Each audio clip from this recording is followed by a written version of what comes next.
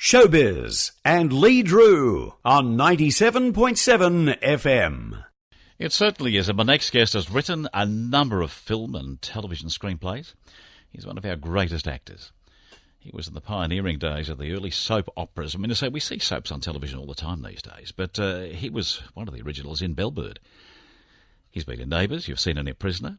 He's written screenplays. Elvin Purple in the 1970s. Now, who could not remember Elvin Purple?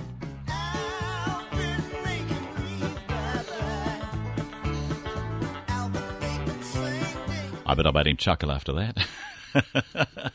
He's been an enormous entertainer over the years. And if you remember Elvin Purple, and I took a look at this online again the other night, and it had more sexual innuendo in that comedy than the number 83 Tram Stop has, I believe. I really do. Alan Hopgood is my guest. He's back. He's coming to the Cardinia Cultural Centre here with The Carer, a very touching story about Alzheimer's. And Alan joins us as my next guest. Alan, welcome into the program. Hello, Lee. Yes, how are you? You're pretty faint, mate. Can you boost yourself up? I'm faint. My God, I'll call a doctor. Oh, is that any better? Well, you'll have to bear with me if I miss some of the questions, but I can just hear you. All right, must be a crook line, mate. Any clearer now for you? Yes, thank you. Good. I've just got Mike with me. I'm sitting closer to him. That was a gag. Alan, you and I touched base many years ago at 3AK Days. You and I would talk on and off when you had shows coming in and around town, and it's wonderful to have you back on air with me once again. You've had a wonderful... to talk to you again, Lee. Yeah, lovely. Thank you. You've had a wonderful career. It continues. You're doing great guns. I mentioned in the intro there, Neighbours. You've been a writer. You've been an actor of stage and so on, and you gave us one of our sensational movies of 1973 with Elvin Purple. Yes. Well, it's going to follow me to my grave, Lee. But it still rings today, doesn't it? My tombstone will be, he wrote Elvin Purple. But you must have been... everything else I've done. But weren't you proud of those days?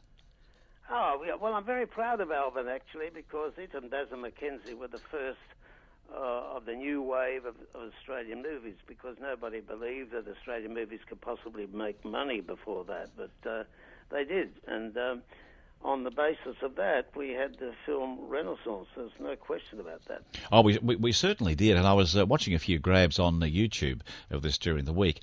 And Abigail, of course, is there on the tram. Yeah. And we had these wonderful old Melbourne trams. And I won't use the words, but, there was quite a look at her breasts and so on. And it was just so funny, and things that I think that we had not been privy to. We had the sexual revolution coming in the 60s and into the 70s, and I think you really helped lead that. The Flash, etc., but it was a very European type of comedy, actually. A lot of people commented on that. And it certainly, as I say, it opened the door for a lot of the great films that followed, that on the basis of, Australian movies, they're good. They can make money. Let's have more of them, and look what's happened in the interim. Yes, it must have been very, very exciting for you. You're coming to town down here at the Cardinia Cultural Centre in just a couple of weeks' time, and you're bringing with you The Carer. Now, it's a touching play, and it's about Alzheimer's. Tell us something about the background of the story. This is The Carer, which I'm performing at the Cardinia Cultural Centre on the 12th of March. Now, the background of that is I wrote that several years back, and dear Bud Tingwell performed it, and he toured Australia twice. Did 216 shows at the tender age of 82, I think he started, and he's about 84 by the time he finished. God bless him, and people absolutely loved him, and he set the scene. Unfortunately, he died. So yes. I've picked up my script, and I'm acting it now. I did a week at the Lawless Theatre in Melbourne last year, and I'm going to do Bairnsdale, Wangaratta, and then come to Cardinia. It's a moving story, of course. It's a one-man story. It's moving, it's emotional, but and I read somewhere someone said it was a little bit black at times. How would you describe it? Well, it's not all tears. I mean, I do have the Kleenex concession, but apart from that, Good on no, it's very positive. There's a lot of laughs in it, actually, because the character who's lost his wife to Alzheimer's, that's before the play starts, he comes in and he's facing life alone. But the way he faces it is very positive, and that allows me to write the comedy. And because of that, he faces the pressures that happen to a man who's suddenly alone, pressures from the next-door neighbours and other people, and maybe willing widows are looking after him and all that sort of stuff. But he is very positive about not being lonely. He feels he still has an association with his dear departed, and in fact talks to her a lot during the play. And it's very moving. But as I say, you'll have the odd laugh here and there. It's just me on stage for 2 acts, so I better get my vitamin pills before I come down there. But I have done it. I've done it about a dozen times. And you love so it, obviously. I know that I can get through it. But, Yeah. Dear Bud, of course, got through it at his tender age. And what I loved about Bud was he'd do that one-act play, that one-man play, and after the show he'd go and meet the audience.